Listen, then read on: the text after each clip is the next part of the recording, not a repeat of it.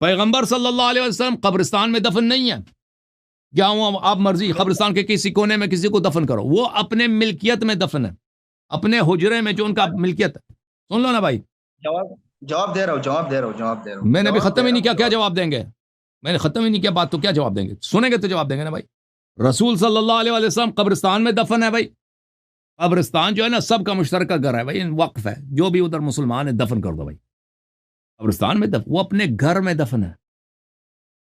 کب پیغمبر صلی اللہ علیہ وآلہ وسلم نے حکم دیا کہ ابو بکر کو وہاں پہ دفن کرے میرے ساتھ، یا عمر کو وہاں پہ دفن کیا جائے؟ یہ کوئی حکم ان کا آواز بلند کرو، یہ کیا کہہ رہا ہے یہ پٹھانی؟ او پٹھانا، پٹھانے کا آواز بلند کرو بھائی. میوٹ کھول دو ان کا، میوٹ اپنا کھول دو بھائی، تم نے اپنے آپ کو میوٹ کیا. بات کرو. آپ صلی اللہ علیہ وسلم نے فرمایا، حدیث شریف کا مفہوم ہے کہ کل قیامت میں دن جب میں اٹھوں گا تو ایک طرف ابو بکر ہوگا، ایک طرف عمر ہوگا.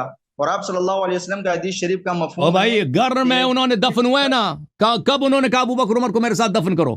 یہ مجھے حدیث دکھاؤ.